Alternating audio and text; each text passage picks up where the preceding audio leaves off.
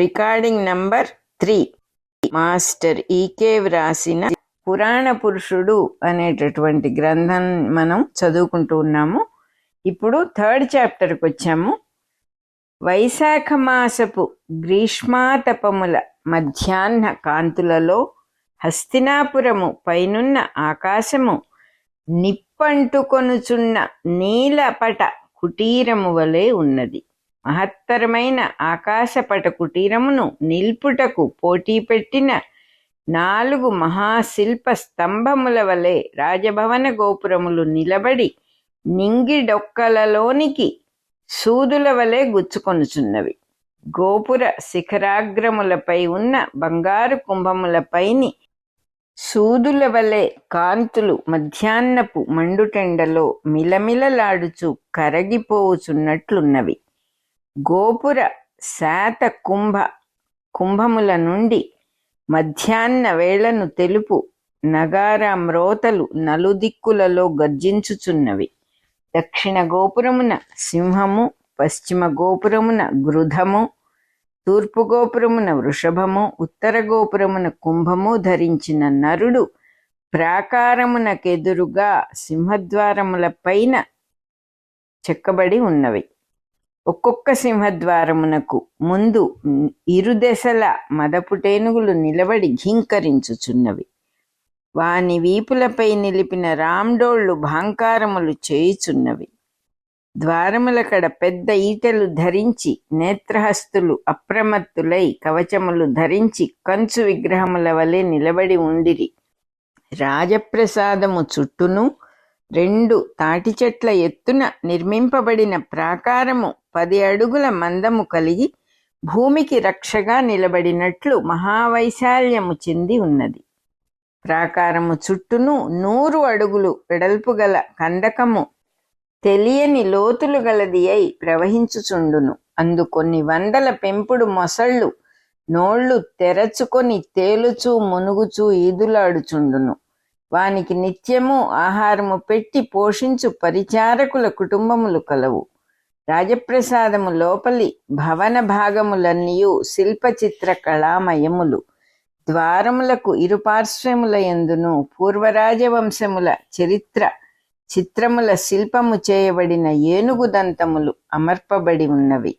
ఆ భవనశాలలో రంగుల పాలరాతి నేలపై మెత్తని రత్నకంబళములు పరచి ఉన్నవి. వాని అంచులు బంగారు జరీపోగులతో అల్లిక చేయబడినవి. ఒక శాలలో నుండి దక్షిణమున కేటవాలుగా సువిశాలమైన దారుమయ సోపాన పంక్తి ఉన్నది. నునుపు చేయబడిన నల్లని కొయ్యతో చెక్కిన సోపానములపై పాదము పెట్టినచో మెట్టునందు ప్రతిబింబించును. బలిష్టమై వ్యాయామ కర్కశమైన పాదద్వంద్వమొకటి బంగారు నీరు తీసిన శిల్పి పనితనము వలె ఉండియు సజీవమై మెట్లెక్కుచున్నది. మెత్తని పులి చర్మపు పాదరక్షలను మెల్లగా వెడిచి ఆ పాదములు మెట్లను వెదకి కొనుచు మెట్లెక్కుచున్నవి. పాదములకు కన్నులున్నట్లు ఆ పాదములే మెట్లను గమనించుకొని ఎక్కుచున్నవి. సన్నని జిలుగుటుత్తరీయము కుడి చేతి ముంజేతి నుండి దిగువకు వ్రేలాడుచు మెట్లపై జీరాడుచున్నది. ఆ ముంజేతిని పట్టుకొని ఒక నడి వయస్సు పరిచారిక అపూర్వ సౌందర్యవతి అతని ప్రక్కనే నడుచుచున్నది. ఆజానుబాహువు కిరీట కుండలధారి అగు ఆ మూర్తి నడివయస్సువాడు. స్ఫురద్రూపి అయి చిక్కగా తీర్చిదిద్దిన కనుబొమలతో తిర్యగ్గతములైన 3 ముడుతలు గల విశాల ఫాలభాగముతో సుందరమైన పలువరుసతో నడుచుచున్న ఆ రాజపురుషుని భుజములు మాంసములై వక్షస్థలము విశాలమైన సింహద్వారము వలె ఉండెను. అతడు మంద గంభీర గమనమున మెట్లెక్కుచు పూర్తి అయినంతలో మేడ మీద నుండి ఎదురు వచ్చిన మరి ఒక ప్రసన్న గంభీర పురుషాకృతి ఆదరించి చెయ్యి పట్టుకొని, చిరంజీవి ఇటు నాతో నడిచిరమ్ము అని వెంట నడిపించుకొని వచ్చెను. వచ్చి ఒక మెత్తని ఉన్నతాసనమున కూర్చుండబెట్టెను. తానును సమీపమున మరి ఒక ఉన్నతాసనమున కూర్చుండెను. అతడు కన్నెత్తి చూడగా పరిచారిక వినయముతో శిరస్సు వంచి మేలి ముసుగు సవరించుకొని వెనుకకు నడచుచు మెట్లు దిగిపోయెను. వెంటనే అతడు తన శిరస్సుపైనున్న కిరీటమును తీసి దారువేదికపై ఉంచుచు ఇట్లనెను, అంబికేయ, ఇందెవరునూ లేరు. ఇక నీవు నిన్న సూచించిన కోశాభివృద్ధి పథకమును వివరింపుము. ధృతరాష్ట్రుడు, తండ్రి గాంగేయ, నా భావములెంత నూతనములో అంత విచిత్రములు. నేటి నా కోశాభివృద్ధి ప్రణాళిక కూడా నూతనమైనది. మీకు మొదట నచ్చకపోవచ్చును. భీష్ముడు చిటికెన వేలితో గడ్డము దువ్వుకొనుచూ ఇట్లనెను, నీ ఆంతర్యము మొదటి నుండి నేనెరిగినదే. నీ జననము నుండి జరుగుచున్న సన్నివేశములన్నీయు మానవ ప్రయత్నమునకు అధీనములు కావు, దైవ ప్రేరితములై దొరలి వచ్చుచున్నవి. నీ జననము, రాజ్యప్రాప్తి, వివాహము, సంతాన ప్రాప్తి అసంభావ్యములైన సంఘటనలే. అందునకు రాజ్యము లేదనుకొంటిమి, నీవు చక్రవర్తివైతివి. నీ తండ్రికి వంశము లేదనుకొంటిమి, నీవు జన్మించితివి. కన్నులు లేని వానికి వివాహము కాదు అనుకొంటిమి. అపూర్వ సౌందర్యవతి పతివ్రత శిరోమణి గాంధార రాజపుత్రి నీకు పట్టమహిషి అయినది. కారణజన్ముడు చిరంజీవి శాశ్వత ధర్మమూర్తి అయిన మైత్రేయ మహర్షి నీకు మేనమామ. అతని ప్రజ్ఞా దురంధరత్వము నీకబ్బునేమో అని తలచితిని. నీది స్వతంత్ర తీవ్ర బుద్ధి. అట్టి నీ బుద్ధిబలము భరతభూమికి ధర్మ మార్గమును నిర్దేశింపవలెనని ఇంకను ఆశపడుచున్నాను. నేను ధర్మరక్షణ చేసి తీర్చిదిద్దవలసిన కురు సామ్రాజ్యము నీకు సంక్రమించినది.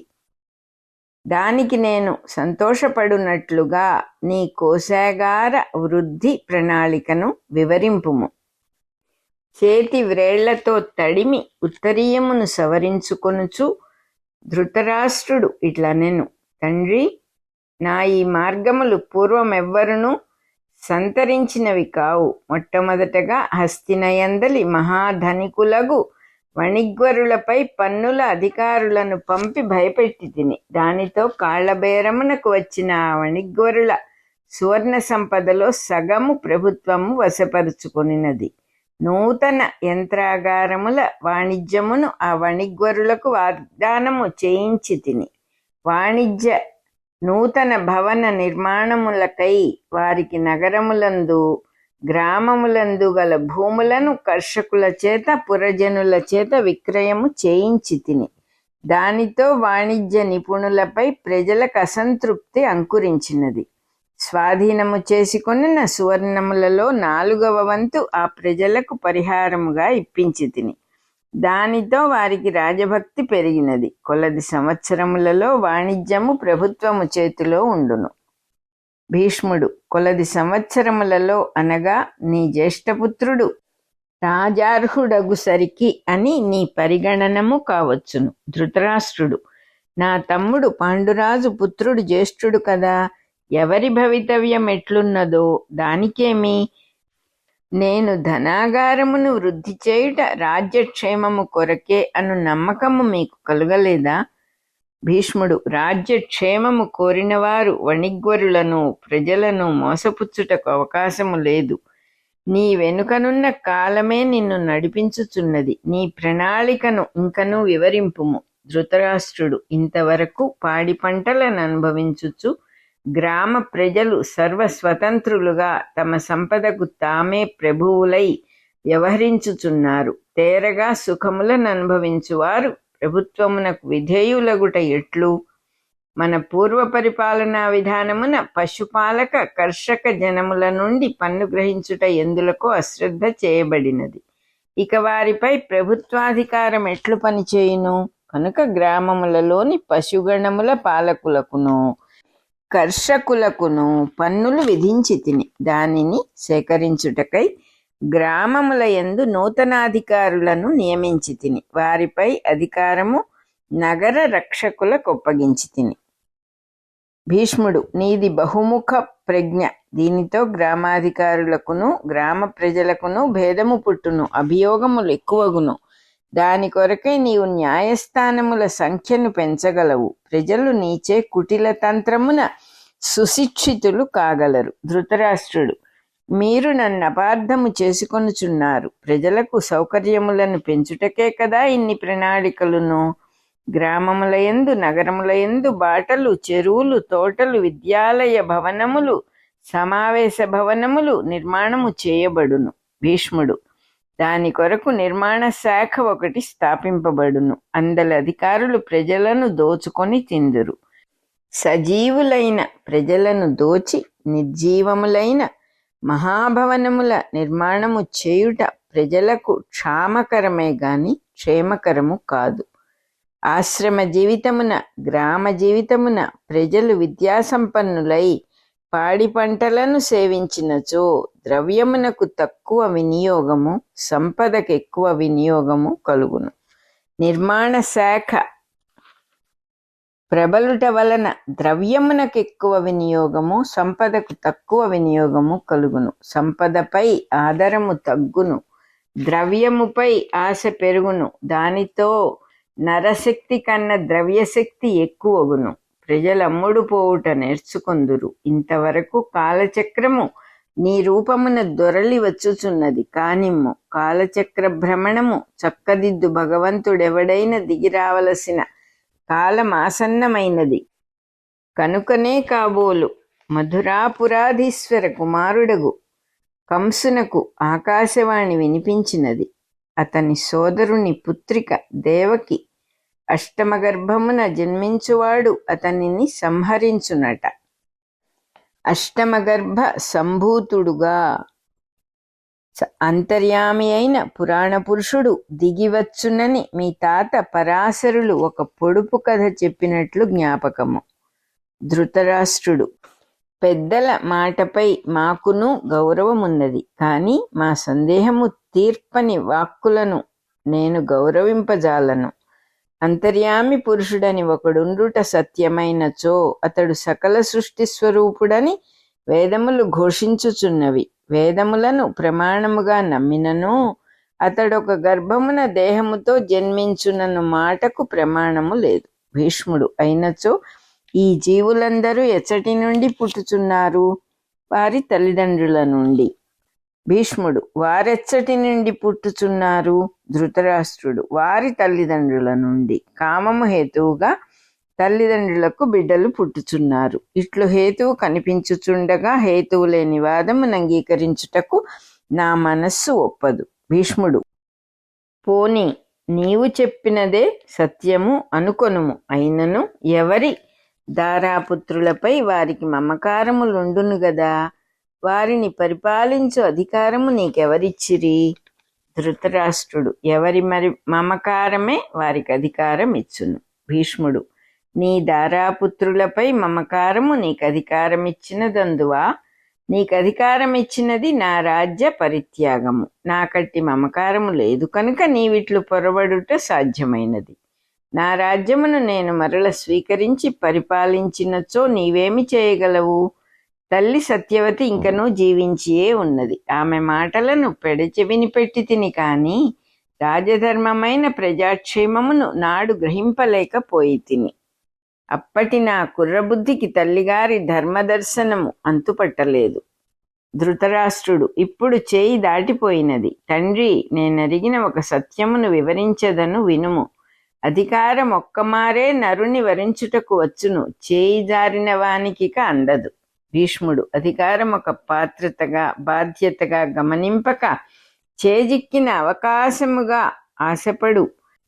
నీ భవితవ్యం ఎట్లుండునో ఊహింపలేకున్నాను. నీ భవిష్యత్తుపై నాకు మమకారము లేదు.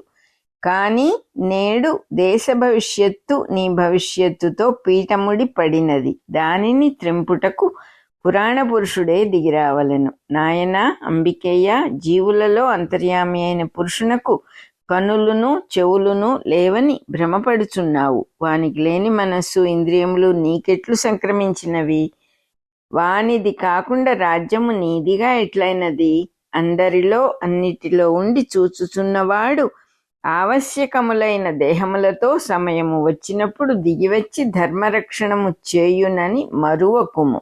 3rd చాప్టర్ అయిపోయింది.